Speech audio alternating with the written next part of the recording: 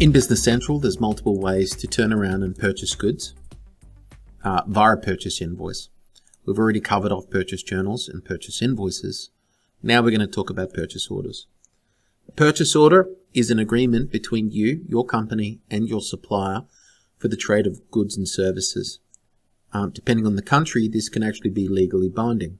So we're going to issue a new purchase order to a supplier for some goods. We're going to bring those goods in as if they've been received, and then we're going to post that to an invoice. So a couple of things here. The header, you've got all the relevant details about the supplier and the dates. We have an invoice that may or may not have been received yet, so I'm going to leave this blank.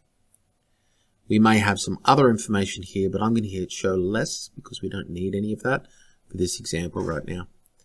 One of the things that the shipping process will require to know is an invoice and a shipment by the time we're finished. So I'm going to turn around and look at purchasing some chairs.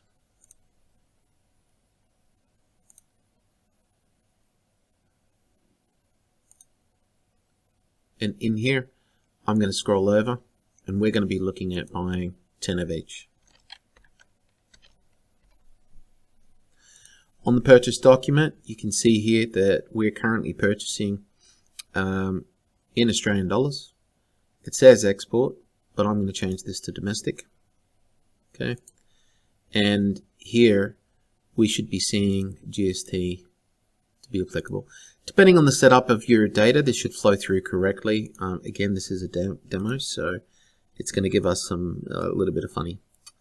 The location is called main. Let's look at our warehouse location for the configuration to understand the flow from a purchase order.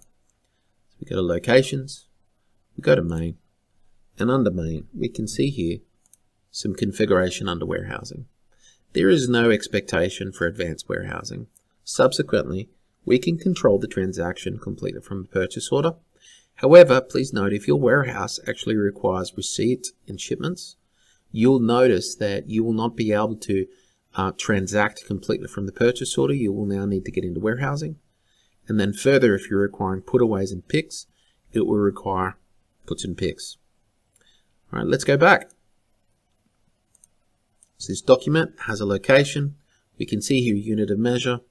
At this stage, as I scroll down the document, I can see currencies, I can see the location, and I can see there is no prepayment required in this document.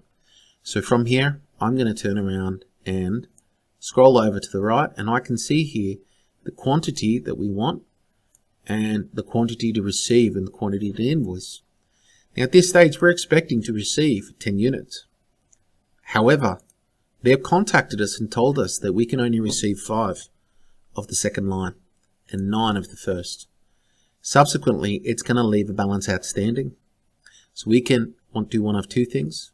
We can receive an invoice for those goods, we can receive a shipment for those goods, or we can do them both at the same time. So when you go posting and post, it's going to ask you in prompt, do you want to receive, do you want to invoice, or do you want to receive an invoice? So to be clear, receipting brings it into stock. Invoicing it now makes a payable document for these quantities with the adjusted total. Let's have a look at this. We're going to do receipt 1 demo, and I'm now going to go posting, post, and I want to receive these goods. What's changed? I can see now there's an outstanding quantity to receive. I can see there's outstanding quantity of 5 to receive in the stock. Currently, we could receive more, or we could invoice more. And when I get the invoice through, I may get it for the whole lot. They may ship in 2 batches, or they may now invoice us for 9 and 5. And so I'm just going to put 9 and 5. And at this stage, they've given us an invoice of demo, invoice 1, Graphic Design Institute.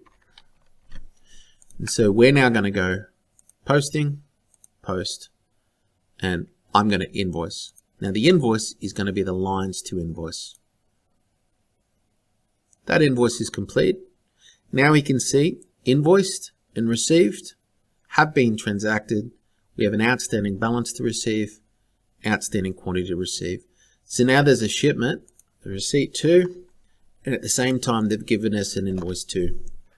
I'm going to give you an example now where we're going to receive an invoice in the same document. When the invoice is posted, it will cease to exist. When you go into your purchase setup, you have the option with purchase orders to, right down the bottom under archiving, to allow that purchase orders be archived once they are posted. If you don't enable this, what it means is your purchase order will be deleted and you'll lose record of it. Alright, let's go. Posting, post, and now we're going to do receive an invoice. There we go. So two things now. I can go to posted, purchase invoice. You'll note here, for the same supplier, that I have two example invoices here, sitting here, for two amounts based on the quantities that we received. One order number, two separate invoices. And so on our payables, we'll see two amounts. The second thing that you'll note is if you search archive purchase order,